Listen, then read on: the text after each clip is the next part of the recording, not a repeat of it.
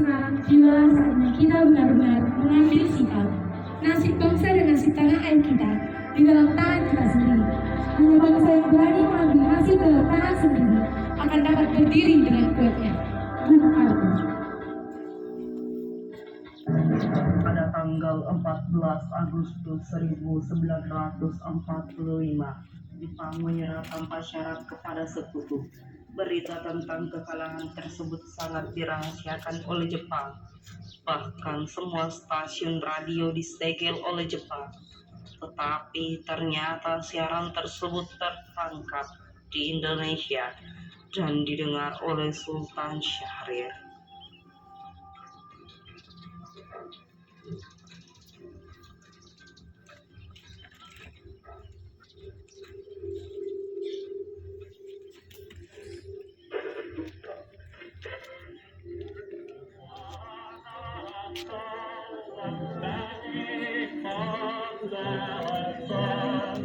Gak usah ketawa.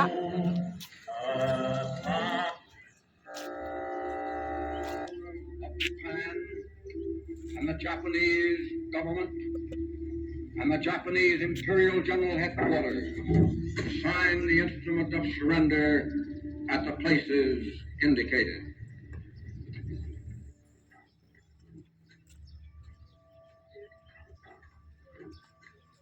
Sore hari, setelah mendengar berita tentang kekalahan Jepang, Sultan Syahrir dan para pemuda mengadakan rapat di Jakarta. Kadang kita di sini untuk melaksanakan rencana kita menuju kegiatan kemerdekaan Indonesia. Tapi Bu, Jepang masih menguasai wilayah Indonesia. Tanah putra masih dijajah oleh Jepang.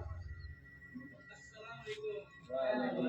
Saudara-saudara, saya dapat berikan memperlihatkan untuk kita semua bahwa Jepang telah menyerah kepada sekutu. Saya mendengar berita tersebut dari radio luar negeri, maka telah terjadi kekosongan di kekuasaan Indonesia. Sungguh kabar gembira yang Anda kabarkan tadi. Tapi apa itu kekosongan kekuasaan? Biar saya perjelas. Jadi sekarang Jepang sudah tidak berkuasa lagi di negeri kita karena telah menyerah kepada sekutu, sedangkan sekutu belum menguasai Indonesia. Baik, saya mengerti. Terima kasih. Lalu apa yang harus kita lakukan untuk mengisi kekosongan kekuasaan ini? Bagaimana kalau kita meminta kepada Bung Karno dan Bung Hatta untuk memproklamasikan kemerdekaan Indonesia secepatnya? Ya, saya setuju. Dan itu, ini waktu yang tepat untuk memproklamasikan kemerdekaan Indonesia. Baiklah kalau kalian semua setuju. Mari kita pergi ke Bung Karno untuk membicarakan hal ini. Apa kalian semua setuju? Tapi yang sampai proklamasi kemerdekaan diproklamirkan oleh PPKI. Kenapa Anda berpendapat seperti itu? Karena PPKI adalah badan pembentukan dari Jepang. Kita tidak ingin ada campur tangan Jepang dalam proklamasi kemerdekaan kita sendiri. Dari itu, marilah kita sepakat untuk menolak hadiah dari Jepang. Kemerdekaan ini kita rayakan Indonesia sendiri. Tepat sekali. Kalau begitu, kalian semua harus pergi ke kediaman Soekarno untuk memberitahukan kabar ini. Saya dan golongan pemuda lainnya akan membantu merebut kekuasaan Jepang. Rapat pun diakhiri. Keesokan harinya pada tanggal 15 Agustus tahun 1945, Khairul Saleh, Sultan Syahrir, Pikana dan Darwis tiba di kediaman Soekarno dengan maksud menyampaikan hasil keputusan rapat. Assalamualaikum. Waalaikumsalam. Permisi Bu, apakah Bung Karno ada di dalam? Kami ingin bertemu dengannya. Oh, ada. Bapak ada di dalam. Ada keperluan apa ya? Ini ada hal yang ingin kami bicarakan dengannya. Oh iya, silakan.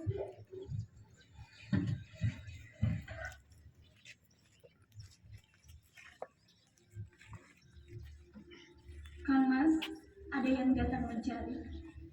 Ya, siapa Bu? Para pemuda datang mencari. Katanya ingin berbicara hal penting. Baiklah, saya akan temui mereka.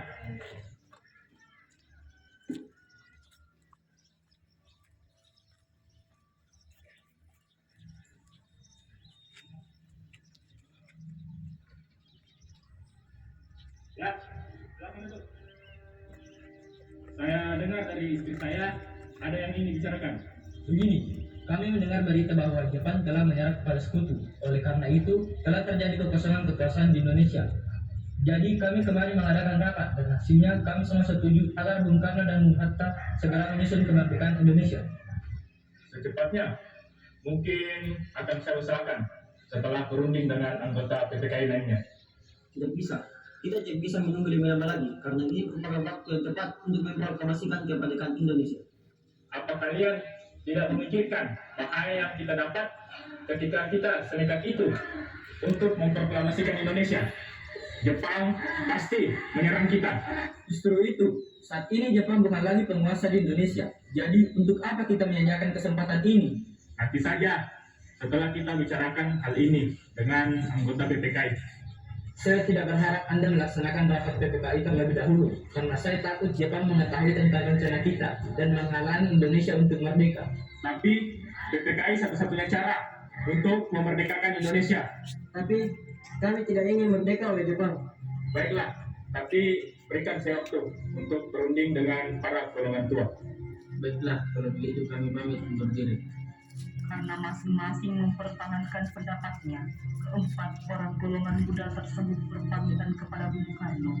Mereka meninggalkan kediaman Bung Karno dengan wajah kesal. Kemudian Soekarno meminta para golongan tua untuk datang ke kediamannya dan membicarakan permasalahan tersebut. Bagaimana ini? Para pemuda menuntut untuk segera memproklamasikan kemerdekaan. Tapi kita tidak boleh gegabah, Bung. Kita harus mempersiapkan persiapan dengan matang agar tidak terjadi sesuatu yang tidak kita inginkan. Saya setuju. Menurut saya yang terpenting sekarang adalah menghadapi sekutu yang hendak kembali berkuasa di negeri ini. Selain itu, masalah kemerdekaan yang akan dilaksanakan dari sidang PPKI tanggal 18 Agustus mendatang. Ya, lagi pula mereka masih muda. Cara berpikir mereka masih sangat pendek. Kita harus melihat masa depan dan mempersiapkannya dengan matang. Kalau tidak, bagaimana kalau semuanya berantakan? Baiklah Bung, berarti kita semua telah sepakat. Meski berat hati dengan keputusan Soekarno, para pemuda yang telah meninggalkan kediaman Soekarno tetap tidak putus asa. Mereka pun menyusun strategi bagaimana membujuk Soekarno dan Muhammad Hatta untuk memproklamasikan kemerdekaan segera mungkin.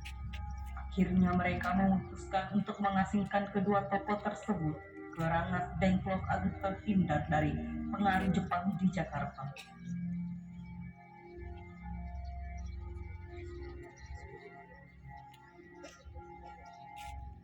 Sekarang apa yang harus kita lakukan? Para golongan tua enggan mengikuti keinginan kita. Bagaimana kalau kita sudah bukan dan membuat daerah Jakarta? Mereka bebas dari kawan-kawan. Seperti itu. Oh ya. Bagaimana kalau kita jadi sini? Di sana keamanannya terjamin. Iya, bagus. Saya setuju dengan itu. Kamu sama setuju? Setuju. Para pemuda pun menyetujui ide tersebut. Pada malam hari, Insinyur Soekarno dan Muhammad Hatta dibawa oleh sekelompok pemuda menuju Rengas Dengklok. Rombongan ini berangkat dari kediaman Soekarno dan dikawal oleh pasukan kota.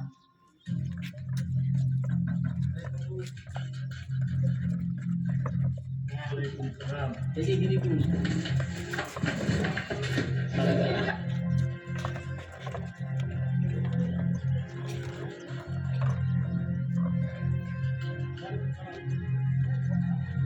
Rombongan Insinyur Soekarno dan Muhammad Hatta tiba di Rengas Dengklok dengan selamat pada waktu subuh, tanggal 16 Agustus 1946. Soekarno Hatta berada seharian penuh di sana.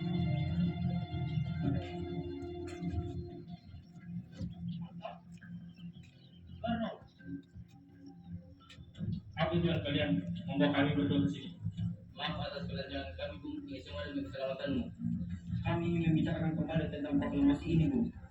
Bukankah Soekarno sudah katakan masalah ini akan dibahas di sidang PPKI? Mengapa harus menunggu PPKI? PPKI itu buatan Jepang. Kami ingin memproklamasikan kemerdekaan Indonesia tanpa campur tangan Jepang. Pendapat itu benar. Kita masih terlalu dini untuk memproklamasikan kemerdekaan. Kita masih membutuhkan bantuan Jepang. Bagaimana jika perkataan Jepang adalah janji manis belaka? Apa yang akan Anda lakukan? Tak selamanya kita harus menunggu janji Jepang itu. Kita harus memproklamasikannya sekarang juga. Demi rakyat-rakyat kita yang telah bertahun-tahun terbelenggu di tanah mereka sendiri. Mereka berhak bebas dan sekaranglah saatnya. Tenang saudaraku sekalian. Mari kita selesaikan pembicaraan ini dengan kepala dingin. Bung Saleh, tolong lepaskan ikatan Bung Karno. Dan Bung Latif, tolong lepaskan ikatan Bung Hatta.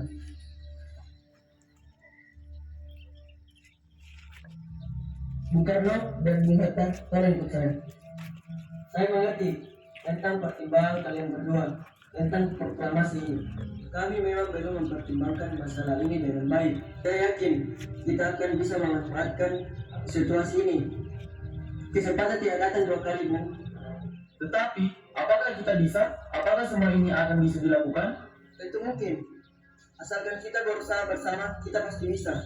Lagi pula, para pemuda di Jakarta sedang menyusun strategi pertahanan untuk mencegah serangan dari Jepang yang tidak menerima proklamasi dari bangsa kita. Bagaimana Bung Karno? Baiklah, saya setuju. Kami akan memproklamasikan Indonesia tanpa campur tangan Jepang. Tunggu, gimana kesempatanmu? Ya Bu, ini dia. Pada pukul 5:30 sore, rombongan dari Jakarta yang dikenal oleh peta tiba di Rengas Dengklok untuk menjemput Soekarno dan Muhammad Hatta.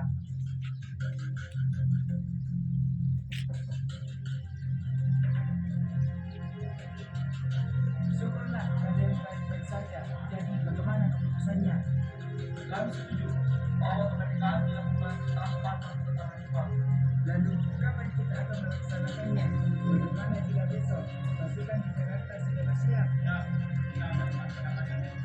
Insinyur Soekarno dan Muhammad Hatta pergi meninggalkan tempat tersebut, sementara Ahmad Subarjo dan Chairul Islam tinggal sebentar untuk membahas tentang pembuatan teks proklamasi.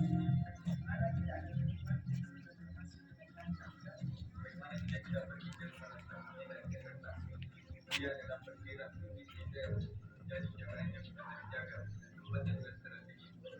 Dia dalam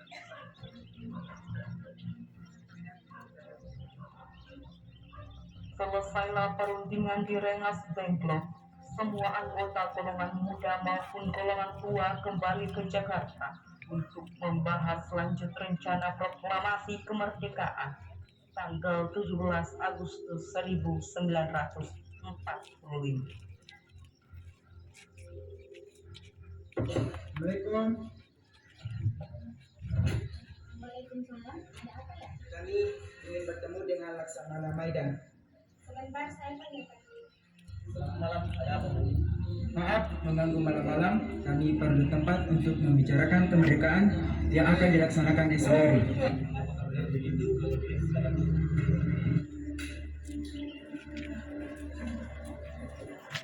Baiklah, silakan. Sebenarnya saya terus bergembira atas kabar itu. Silakan pergunakan apa yang Anda butuhkan.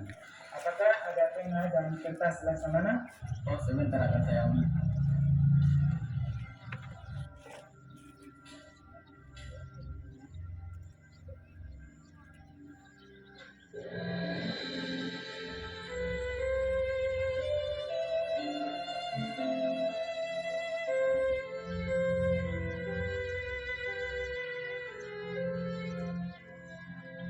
Bagaimana dengan penandatanganan proklamasi ini?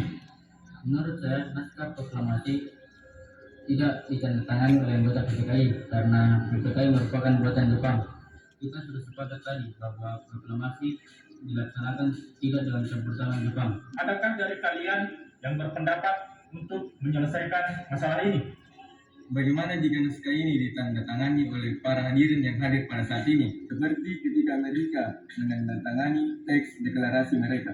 Jangan, kita tidak boleh mengikuti bangsa lain. Kita harus berbeda dari bangsa lain, Bu. Lalu, bagaimana Bung Karno? Karena ini semua berkat jasa bangsa Indonesia. Jadi atas nama bangsa Indonesia. Ya, saya setuju dan saya mengusul bagaimana jika yang menandatangani teks naskah ini adalah Anda dan Bung Hatta sebagai wakil dari bangsa Indonesia. Usulan yang bagus. Bagaimana hadirin? Setuju. Tolong Anda ketik proklamasi ini, Bung. Baik, Bung. Apakah di sini ada mesin cuci? Ada. Mari.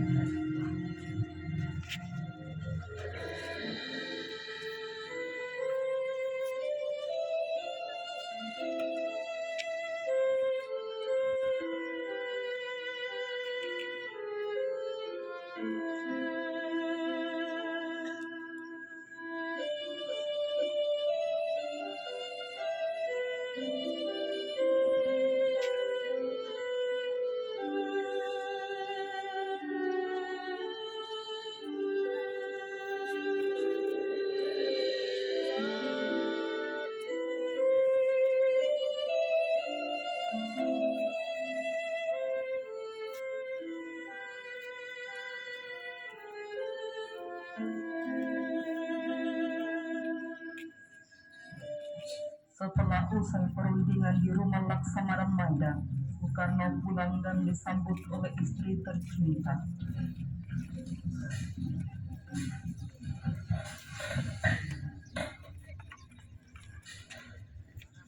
Alhamdulillah, semua berjalan dengan lancar. Makasih Ibu telah menemani saya di masa-masa yang sulit ini. Ya, terima kasih kepada Allah yang sudah memberikan kita jalan untuk memproklamasikan kemerdekaan bangsa kita. Oh ya, apakah kalian sudah merencanakan bagaimana proklamasi besok akan berlangsung? Sudah, kita akan melaksanakan upacara bendera yang diiringi lagu Indonesia Raya karya Bung Supratman.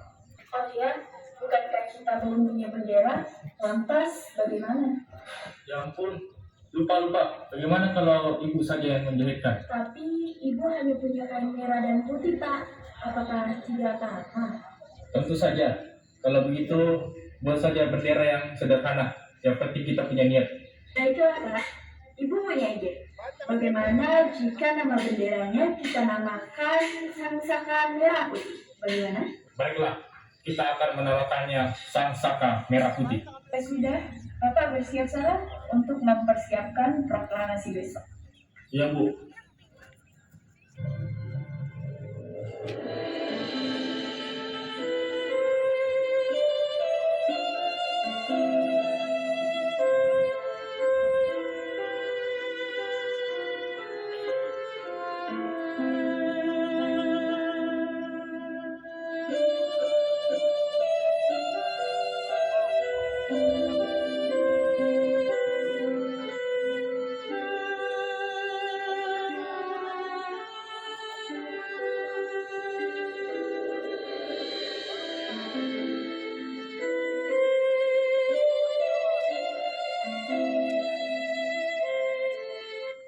Putri, tolong engkau kibarkan bendera ini sebagai tanda kejayaan.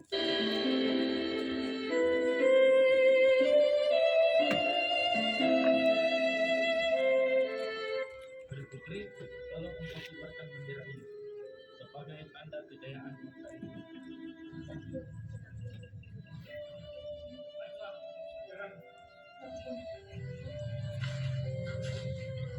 Proklamasi kami bangsa Indonesia dengan ini menyatakan kemerdekaan Indonesia. Hal-hal yang mengenai pemindahan kekuasaan dan lain-lain diselenggarakan dengan cara saksama dan dalam tempo yang sesingkat-singkatnya. Jakarta, 17 Agustus 1945, atas nama bangsa Indonesia, Soekarno Hatta.